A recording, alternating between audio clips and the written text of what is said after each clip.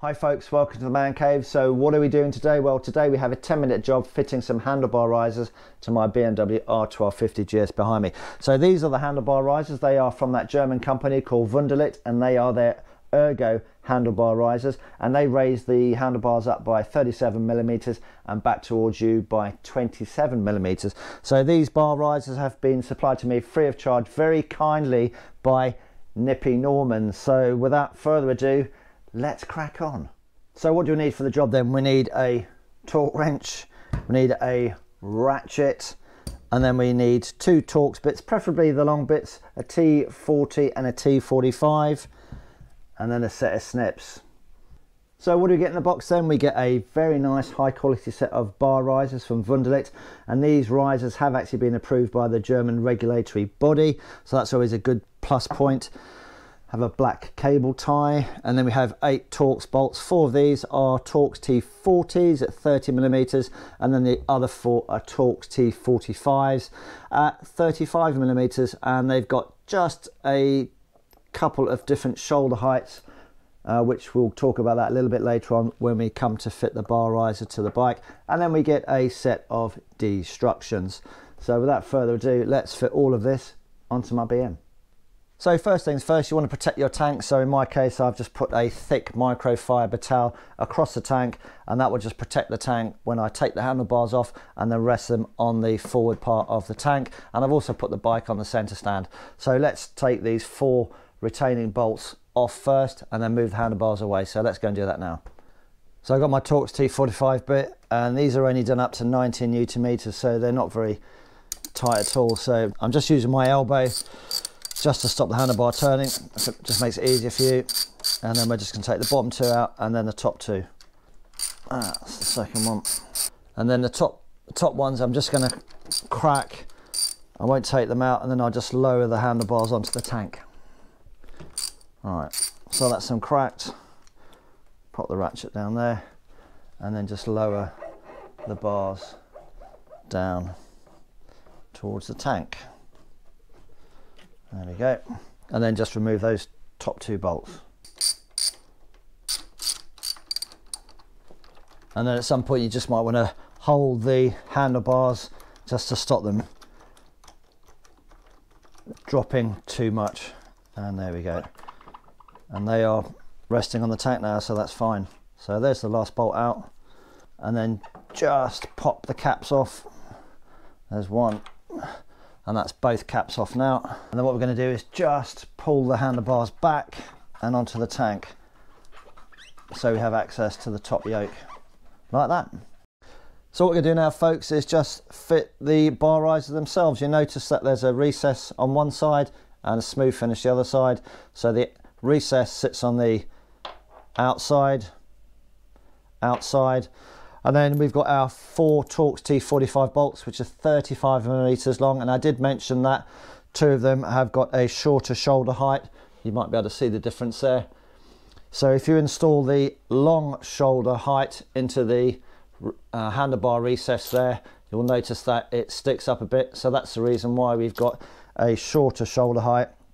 It just means that the handlebars will sit nice and cleanly in the handlebar recess here. So that's why we've got 2 shoulder heights. So the short shoulder height goes in the bottom hole where the handlebars will go over and cover, and then the other one with the taller shoulder height goes in the top one. And then we're going to torque those up to a torque setting of 19 Nm, and I'll do exactly the same for the right hand one as well, but I won't show you that one.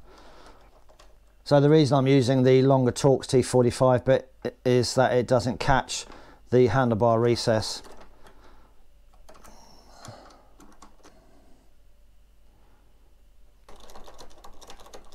So just get your torque wrench then, and then just set it to 19 Nm, and then do them up to 19 Nm. You might want to just put your foot next to the front tyre so the tyre doesn't turn when you do them up.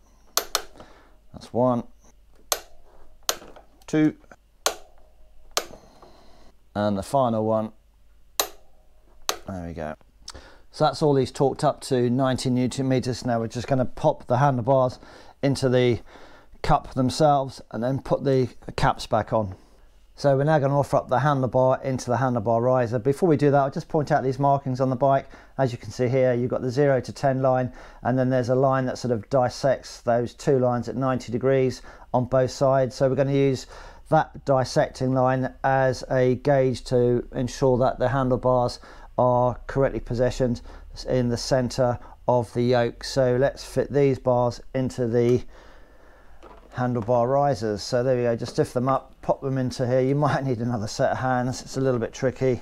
So just using my shoulder, and then put the cap on there, and then take your T40 30mm bolts, and then just sort of pop them in there with your Torx T40. I'm just going to do that up hand tight.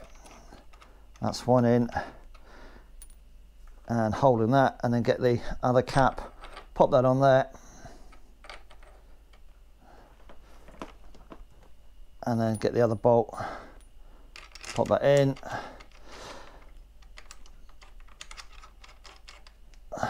bit of a waggle,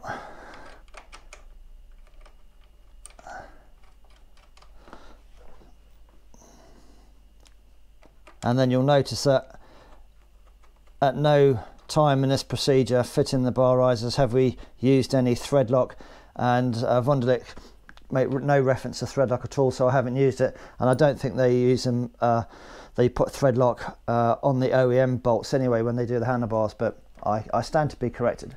So what I'm going to do now is just waggle the bars until I get that line the same distance either side of the bar riser, and that way I'll know that the handlebars are centrally positioned. So I'm pretty happy with that. So just hand tighten up a little bit more, and that one I'm just going to pop the lower ones in, just do them up a little bit at this moment in time. It's very important that you do these 4 bolts up in the correct order. You have to do the top 2 bolts up first, and then once they're done you do the lower 2 bolts, and you'll notice that when you do the lower 2 bolts up there will be a gap at the bottom of the clamp where it meets the riser, which is normal anyway, so don't worry about that, that's to be expected. And now all we have to do is just find a good starting point for the handlebars. Obviously if you've got a sports bike, they'll be angled down towards the ground like that. What you're looking for is for these grips to be parallel, and that would be a good starting point. So that's what we're going to aim for, is just to get these sort of parallel, and then what you can do is go out, ride the bike, and if it's not right then adjust it, either taking the torque wrench with you to torque them up as you're out and about on the bike, or just come back to your garage and do it then. But I'm pretty happy that that is parallel to the ground. So let's just do that and then get the torque wrench. Here's the first one then, 19 Newton meters. 1, 2, and then you do the lower 2 bolts, and you'll see the gap at the bottom. Again, just using my elbow to steady the handlebars. That's 3, and that's 4. So that's everything now torqued down to 19 Newton meters. It is very important though that you do the top 2 up before you do the bottom 2. And as we mentioned before, there is no need to use any thread lock at all. So all you need to do is make sure your mirrors are fine, that your brake lever, your clutch lever is good. And then the only thing we need to do now is just to put a cable tie on, and then take it out for a spin, and then adjust the bars accordingly if they're too low, too high. But yeah, the good base point is get the grips here parallel to the ground, and then use that as your starting point. So all we need to do now is put this cable tie down here. So what we need to do is just put a little bit of a bend in our cable tie. That makes it easier just to feed it through behind the frame tube. So what we're going to do now is just cut the cable tie here,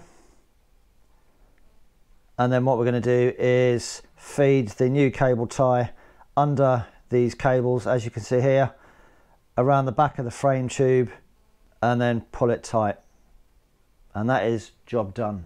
That's it folks, we are now at the end of the video. Hopefully it's been of some assistance to you, and I'll just show you the gap that I was talking about when you do those bolts up in the correct sequence. As you can see here, there is that gap, and that's even standard on the standard handlebars. So all you need to do now is just to make sure you have full and free movement, full left lock and full right lock of the handlebars, making sure that no cables are being snagged, adjust your mirrors, adjust your levers, etc. Take it out for a ride, and obviously revisit the torque settings within a couple of days of riding, just to make sure nothing's come loose. and then adjust accordingly. Thanks so much for watching the video. Hope you've enjoyed it, and we'll see you again soon. Bye bye.